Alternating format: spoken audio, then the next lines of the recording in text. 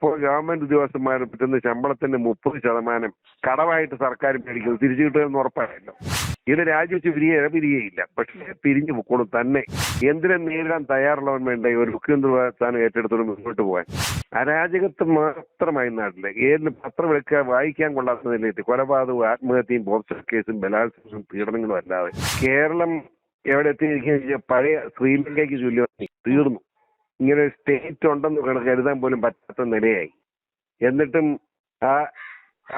ഇതിനെല്ലാം നേതൃത്വം ഈ കേരളം നശിപ്പിക്കാൻ നേതൃത്വം കൊടുക്കുന്ന പിണറായി ഇപ്പോഴും യാത്രയായിട്ട് തുടരുകയല്ലേ? അതിൽ പോലും അറിയുന്നുണ്ടോ? വളരെ സുഖവാനായിട്ട് ഇരുന്ന് യാത്ര ചെയ്യുക, ബസ് AC ബസ്സിൽ സുഖം. ജനങ്ങളെല്ലാം പട്ടിണിയിലും പരിവട്ടത്തിലും. ഇതുപോലെ അരാജകത്വം നടപാടി ഒരു കാലഘട്ടം കേരളത്തിലുണ്ടായിട്ടുണ്ടോ? ആ തിരുവനന്തപുരത്ത് ഒരു ഡോക്ടർ ആത്മഹത്യ ചെയ്ത കാര്യം ആലോചിച്ച് ഒരുത്തൻ പ്രേമിച്ച് കൊണ്ടു നടന്ന് വെച്ച് കല്യാണമായപ്പോഴത്തേക്കിന് അവൻ ആവശ്യപ്പെട്ട സ്ത്രീധനം കേട്ടാൽ മനുഷ്യൻ ബോധം കെട്ടുപോകും. എന്തൊരു ക്രൂരനവൻ. അവനെ അറസ്റ്റ് ചെയ്യുന്നൊരു ലാഭം മാത്രം എനിക്ക് കണ്ടിട്ട് തോന്നിയത്. അരാജകത്വം മാത്രമായി നാട്ടില്. ഏതിന് പത്രം എടുക്കുക, വായിക്കാൻ കൊള്ളാത്ത നിലയിട്ട് കൊലപാതകവും ആത്മഹത്യയും പോസ്റ്റർ കേസും ബലാത്സംഗവും പീഡനങ്ങളും അല്ലാതെ ഒന്നുമില്ല. ഇതെവിടെ പോയി നിൽക്കുന്നു എനിക്കറിയത്തില്ല. ഇതൊന്നും നോക്കുന്നില്ല. ഒരു ഗവൺമെന്റ് ആണെങ്കിൽ ഗവൺമെന്റ് ചുമതല ഇതൊക്കെ. ഉദ്യോഗസ്ഥന്മാർ ശമ്പളം പിടിക്കാൻ, അതായത് ഇപ്പോൾ ഗവൺമെന്റ് ഉദ്യോഗസ്ഥന്മാരെ പറ്റുന്ന ശമ്പളത്തിന്റെ 30% കടമായിട്ട് സർക്കാർ മേടിക്കുന്നത് തിരിച്ചു കിട്ടുമെന്ന് ഉറപ്പായല്ലോ. അപ്പൊ ഏത് നിലയിലാണ് കേരളത്തിന്റെ സാമ്പത്തിക സ്ഥിതി? തിരിച്ചടയ്ക്കാനുള്ള പണം പോലും ഉണ്ടാക്കാൻ കേരള സർക്കാരിന് കഴിയുന്നില്ല. എടുത്തേക്ക് കടമുണ്ട്. 4 ലക്ഷം കോടി രൂപയാണെങ്കിലും കടമെടുത്തിരിക്കുന്നത്. അടുത്ത് ഈ കടം തിരിച്ചടയ്ക്കണ്ടേ? എവിടെ നിന്ന് അടയ്ക്കും? അതിന്റെ പലിശ അടയ്ക്കാൻ പറ്റാത്ത നിലയാണ്. ഇത് രാജിവെച്ച് പിരിയയില്ല, പക്ഷേ പിരിഞ്ഞു പൊക്കോളും തന്നെ. മാക്സിമം ഞാൻ പറഞ്ഞ പോലെ ഈ സമയരഥത്തിലുള്ള യാത്ര വലിയ താമസമില്ലാതെ അവസാനിക്കും എന്നാണ് ഞാൻ കരുതുന്നത്. അതൊക്കെ ഒരു ഭീരുവാണല്ലേ? ഒരു ഭീരുവായ ഒരു വ്യക്തി ഇങ്ങനെ ഒരു മുഖ്യമന്ത്രിയെ തുടരും. എന്തിനും നേരിടാൻ തയ്യാറുള്ളവൻ വേണ്ടേ ഒരു മുഖ്യമന്ത്രി സ്ഥാനം ഏറ്റെടുത്തോണ്ട് മുന്നോട്ട് പോകാൻ? 20 മഠയന്മാരും ഒരു ഒരു ഒരു ഒരു പേടിത്തോടനും കൂടെ യാത്ര നടത്തുക. അങ്ങനെ നടന്നുകൊണ്ടിരിക്കുന്നത്. എന്തോ ഒരു സങ്കടകരമെന്ന് വെച്ചാൽ കേരളത്തിന്റെ നില. ഇത് എവിടെ പോയി നിൽക്കുന്ന എനിക്കറിയത്തില്ല.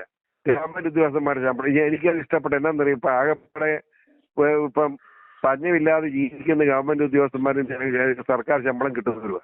അതും കൂടെ തകർക്കാനാ ശ്രമം. അവരെ സ്വസ്ഥമായിട്ട് ജീവിക്കണ്ട, അവരെ കൂടെ ഒന്ന് തകർത്തേക്കാൻ തീരുമാനിച്ചാൽ എനിക്ക് ഇഷ്ടപ്പെട്ടത്. കാരണം അവരാണ് ഇപ്പോൾ ജീവിക്കുന്ന ആകെപ്പണം മിച്ചം.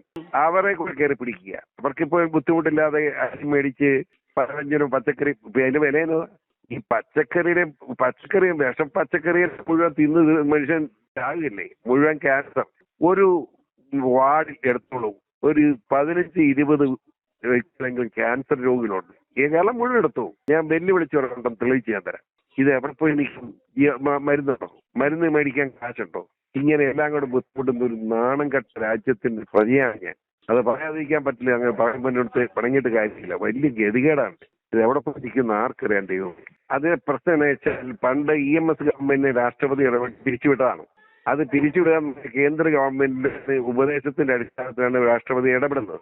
അതിന്റെ പേരുദോഷം ഇപ്പോഴും നിൽക്കുകയല്ലേ? എവിടെ ചെന്നാലും അന്ന് ഈ സെക്ഷൻ ഉപയോഗിച്ച് ഗവൺമെന്റ് സർക്കാരിനെ പിരിച്ചുവിട്ടു, കേന്ദ്ര ഗവൺമെന്റ് അവിഹിതം തന്നെ പറയുന്നത്.